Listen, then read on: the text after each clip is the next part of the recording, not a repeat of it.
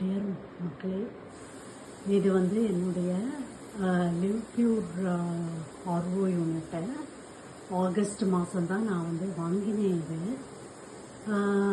இது என்னென்னா, இன்ஸ்டலேஷன் முடியவுமே ஒரு லீக்கேஜ் இருந்தது ஒன் டேலேயே. நான் அப்போவே ரீப்ளேஸ்மெண்ட் கேட்டேன்.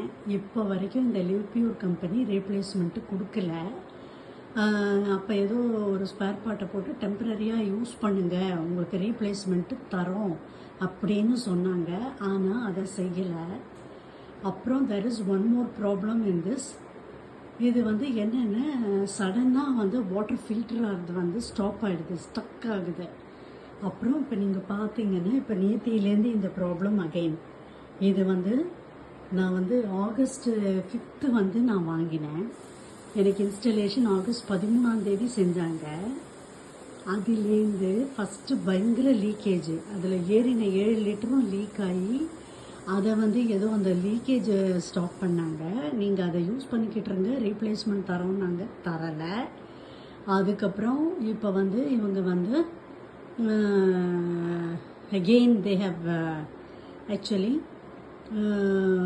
இப்போ இந்த மாதிரி ப்ராப்ளம் வாட்டர் ஃபில்டர் ஆகிடுது வந்து அப்பப்போ பிளாக் ஆகி ஸ்டாப் ஆகிடுது. அது ஒரு 2 days கழித்து தானாகவே சரியாகி அப்புறம் வாட்டர் வந்து ஃபில் ஆகிக்குது. இந்த ப்ராப்ளம் வேறு அக்கர் ஆகுது. இவங்க இந்த மாதிரி யார் யார் லிவ் பியூர் ஆர்ஓ பிராண்டு வாங்கணும்னு நினைக்கிறீங்களோ வாங்கிறதுக்கு முன்னாடி உஷார் மக்களே.